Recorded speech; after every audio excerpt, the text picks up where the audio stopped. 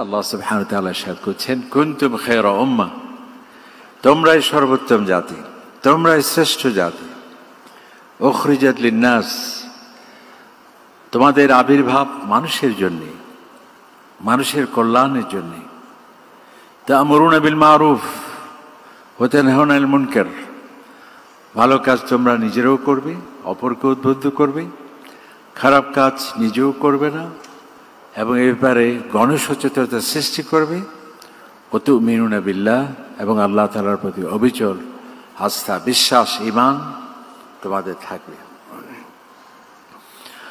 আল্লাহ সুবহানাহু ওয়া তাআলা এই উম্মাহ সম্পর্কে আরেকটি জায়গায় বলছেন, ওয়া কাযালিকা জাআলনাকুম উম্মাতান ওয়াসাতা, যে আমি তোমাদেরকে সর্বোত্তম জাতিতে, ব্যালেন্স জাতিতে, ভারসাম্যপূর্ণ জাতিতে আমি সৃষ্টি করেছি। লিতাকুনু শুহাদা আলান নাস, যাতে মানুষের জন্য তুমি মডেল হও, অনুকরণের আদর্শ যাতে তুমি উপস্থাপন করতে পারো। ওয়া ইয়াকুনা রাসূলু আলাইকুম শাহীদা, আমার নবী হবেন তোমাদের জন্য আদর্শ। আমরা মুসলিম উম্মাহ এমন একটি জাতি, তার অস্তিত্ব বিপন্ন করার কোনো সুযোগ নেই। কোন ষড়যন্ত্রকারীর ষড়যন্ত্র মাধ্যমে ইসলামের এই আলো, উম্মাহর এই অস্তিত্ব বিপন্ন করে দেওয়া অসম্ভব। আল্লাহ তাআলা বলছে, ইউরিদুনা লিইউতফিউ নূর আল্লাহ, তারা চাইবে মুখের ফুৎকার দিয়ে ইসলামের এই আলো নিভিয়ে দেওয়ার। ওয়াল্লাহু মুতিম্মু নূরি, তবে আমি আল্লাহ তাআলা চ্যালেঞ্জ করছি, ইসলামের আলোকে আমি অবশ্যই পূর্ণতা দান করব।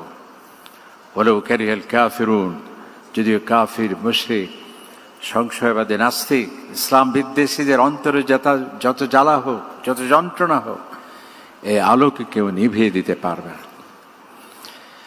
এবং সকল আদর্শের মাঝে ইসলামের আদর্শ, মুসলিম উম্মাহর আদর্শ বিজয়ী আদর্শ হিসেবে প্রতিষ্ঠিত হবে। সেই চ্যালেঞ্জ, সেই নিশ্চয়তা আল্লাহ পাক সুবহানাহু ওয়া তাআলা দিয়েছেন কোরআন কারীমে। হুয়াল্লাযী আরসালা রাসূলাহু বিল হুদা ওয়া দীনিল হক, আমি আমার নবীকে পাঠিয়েছি ইসলাম দিয়ে, সত্য ধর্ম দিয়ে। কেন? লিইয়ুযহিরাহু আলা দ্বীনি কুল্লি, সকল আদর্শের উপর ইসলাম যে আদর্শ ধর্ম, ইসলামকে বিজয়ী আদর্শ হিসেবে তিনি চূড়ান্ত রূপ দেবেন, সেজন্য আমার নবীকে আমি পাঠিয়েছি। কোনো ঘূর্ণিঝড়, কোনো ষড়যন্ত্র আমাদের এগিয়ে যাওয়ার পথকে স্তব্ধ করতে পারবে না। আমাদের শিরকে অবনত করার কোনো শক্তি এই পৃথিবীতে নেই। আল্লাহ তাআলা বলেন, লা তাহিনু ওয়া লা তাহজানু, তোমাদের কোনো ভয় নেই, তোমাদের কোনো চিন্তা নেই। ওয়া আনতুমুল আ'লাউন, তোমরাই মাথা উঁচু করে, শির উঁচু করে দাঁড়াতে পারো কেবল তোমরাই। ইন কুনতুম মুমিনিন, যদি তোমাদের মধ্যে ঈমান থাকে, যদি তোমাদের মধ্যে তাকওয়া থাকে। এবং আল্লাহ তাআলা আরো বলেছে, ওয়া কানা হাক্কান আলাইনা নাসরুল মুমিনিন, তোমাদের সাহায্য করা আমি আল্লাহ তাআলার জন্য ওয়াজিব হয়ে যায়। আজকে আমরা দেখছি আমাদেরকে শ্রেষ্ঠ জাতি বলা হয়েছে, শ্রেষ্ঠ উম্মাহ বলা হয়েছে।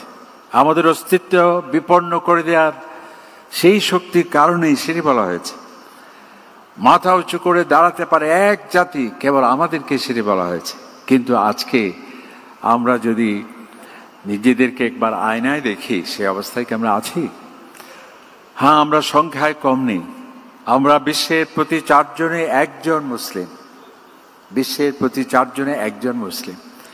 আমাদের রাষ্ট্রের অভাব নেই, প্রায় 57টির অধিক রাষ্ট্র আমাদের।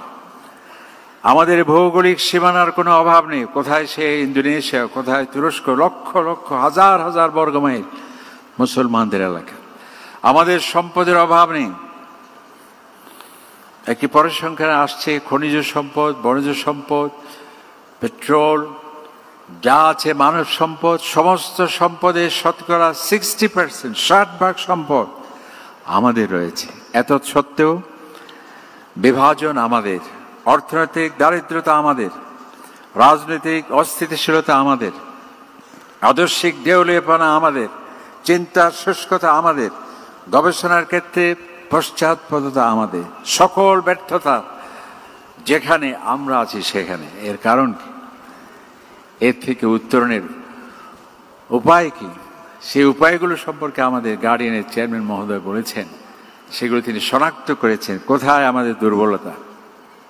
প্রথম যেটি সেটি হবে মুসলিম উম্মাহকে শিরক মুক্ত ঈমান, তার ঈমানকে ইসলামের প্রতি, আল্লাহ তাআলার প্রতি পূর্ণ আত্মসমর্পণ করতে হবে। হযরত ইব্রাহিম আলাইহিস সালাম যেটি বলেছেন যে আল্লাহ তাআলা ওয়া আরিনা ওয়াজআলনা মুসলিমাইনি লাকা ওয়া মিন যুররিয়াতিনা উম্মাতান মুসলিমাতান লাক। প্রথম হলো আমাদের উম্মাহ, আমাদের এই উম্মাহকে জেগে ওঠার প্রধান যেটি রহস্য, যেটি প্রধান শর্ত, ইসলামকে পরিপূর্ণভাবে মানতে হবে, খণ্ডিতভাবে নয়, আংশিকভাবে নয়। যে মিলাদে কেবল ইসলাম আছে, আকিকার মধ্যে কেবল আছে, বর কনের বিয়ের সম্পাদনের মধ্যে ইজাব কবুলেই কেবল ইসলাম আছে, শুধুমাত্র মসজিদে মাদ্রাসায় সেখানেই কেবল ইসলাম আছে, কিন্তু আদর্শ পরিবারে সেখানে ইসলাম নেই। দারিদ্র বিমোচনের কৌশল পন্থা সেখানে ইসলাম নেই। সুশীল সমাজ গঠনের উপাদান কি, সেখানে ইসলাম নেই। বিজ্ঞান মনস্ক জাতি গঠনে কি রূপরেখা হবে, সেখানে ইসলাম নেই। সেটি তো হতে পারে না। সেই জন্য আমাদের পরিপূর্ণভাবে আল্লাহ তাআলা উদখুলু ফিস সিলমি কাফা, পরিপূর্ণভাবে ইসলামকে মানতে হবে, পারিবারিকভাবে, সামাজিকভাবে, রাষ্ট্রীয়ভাবে, সর্বক্ষেত্রে। আমাদের যদি ডাবল স্ট্যান্ডার্ড ঈমান হয়, একদিকে ঈমান আরেকদিকে কুফরি, আল্লাহ তাআলা বলছে আফাতুমিনুনা বিবাদিল কিতাব, যে কিছু অংশ তুমি মানলে বিস্তর অংশে তুমি ছেড়ে দিলে, এই যদি হয় তোমার অবস্থা, ফামা জাযা মান ইয়াফআল মিনকুম। এই ধরনের ডাবল স্ট্যান্ডার্ড, এই ধরনের সুবিধামুখী যারা ঈমান আনবে তাদের জন্য দুনিয়ায় রয়েছে অশান্তি, লাঞ্ছনা, বেইজ্জতি, এবং পরকালে তোমাদের জন্য রয়েছে কঠিন আযাব। মুসলিম উম্মাহকে জ্ঞান বিজ্ঞানে এগিয়ে আসতে হবে। উম্মাতু ইকরা লা তাকরা, যে জাতির স্লোগান হচ্ছে জ্ঞান দিয়ে ইকরা, কোরআনের প্রথম আয়াতটি হচ্ছে ইকরা, তোমাকে পড়তে হবে, তোমাকে জানতে হবে। এমনকি আল্লাহ তাআলার প্রতি ঈমানের আগে আল্লাহ বলছে ওয়া আলাম, আগে তুমি জ্ঞান অর্জন করো, তারপর তুমি আমার প্রতি ঈমান আনতে পারবে। আল্লাহ তাআলা বলছে হাল ইয়াস্তাবিল্লাযীনা ইয়ালামুন ওয়াল্লাযীনা লা ইয়ালামুন, যারা জানে আর যারা জানে না কখনো সমান হতে পারে না। আল্লাহ তাআলা বলছে ফাসআল বিহি খাবীরা, এ ব্যাপারে যে এক্সপার্ট, যে অভিজ্ঞ, তাকে তুমি জিজ্ঞেস করো। ওয়ালা ইউনাব্বিউকা মিসলু খাবীর, একজন এক্সপার্ট, একজন অভিজ্ঞ যেভাবে মতামত দিতে পারবে, অন্যরা সেটি পারবে না।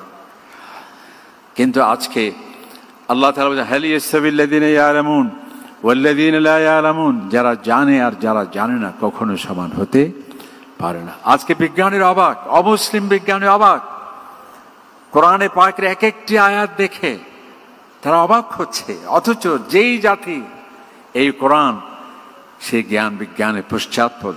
দেখুন, রকেট আবিষ্কারের মাধ্যমে মানুষ স্পেসে গিয়েছে, মহাশূন্য, সেখানে দৃশ্য কোরআনে পাকে দেখে জ্যোতির্বিজ্ঞানের অবাক, যারা নভোচারীর অবাক, যে এই তত্ত্বটি আমরা জেনেছি মাত্র রকেটের মাধ্যমে, নভোযানের মাধ্যমে স্পেস যখন গেলাম, আর এই চিত্রটি আছে কোরআনে 1400 বছর আগে। সেটি কি? আমরা জানি যে আলো তার নিজস্ব কোনো সূরত নেই, বিজ্ঞানী বলছেন। এটি যখন প্রতিফলিত হয় তখন আমরা দেখতে পাই। এই যে দিনের আলোর ঝলকানি, সেটা আমরা দেখছি কেন? সেখানে বাতাস আছে, অক্সিজেন আছে, ধূলিবালি আছে, বিভিন্ন কার্বন ডাইঅক্সাইড এবং অন্যান্য বাষ্পীয় কণা উপকণা, এবং সেখানে বস্তু এবং পদার্থের সমাহারে সেটি রিফ্লেক্টেড হয়ে আলোটা আমরা দেখতে পাই। এই জন্যে এই পৃথিবী থেকে 100, 200, 300 কিলোমিটার উপরে যদি উঠে যায়, সেখানে আলো আছে কিন্তু পুরোটাই অন্ধকার। সেই জন্য মহাশূন্য পুরোটি অন্ধকার, ওদিকে চাঁদ জ্বলছে, পৃথিবী দেখা যাচ্ছে, কিন্তু মাঝখানে হলো অন্ধকার।